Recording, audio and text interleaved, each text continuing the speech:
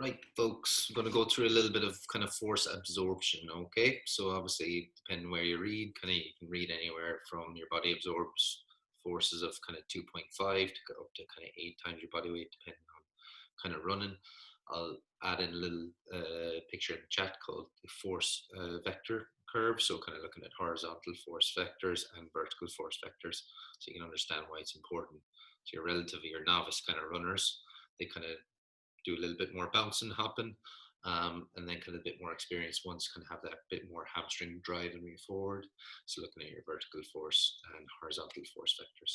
So just understand that obviously if they're running faster, it's more the hamstrings kind of kicking into driving forward.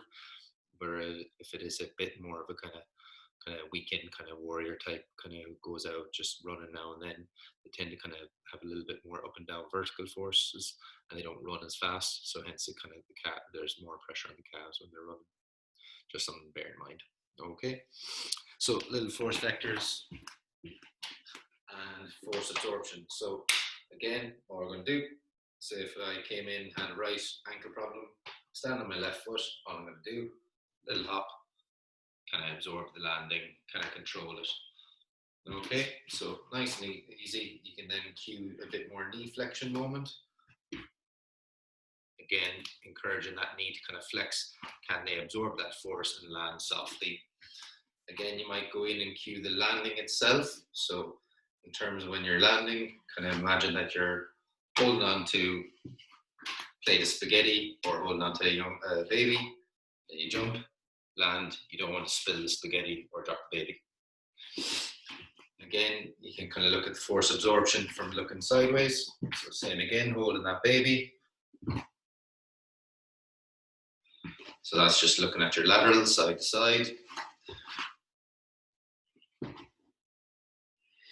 And then your rotational as well. So a little 90-degree turn out. So you're going to be ended up facing that direction.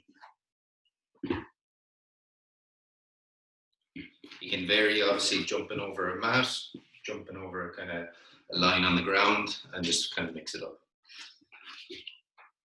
So that's your kind of basic force absorption. So looking at lateral, side to side, forwards, and then also looking at your rotational force.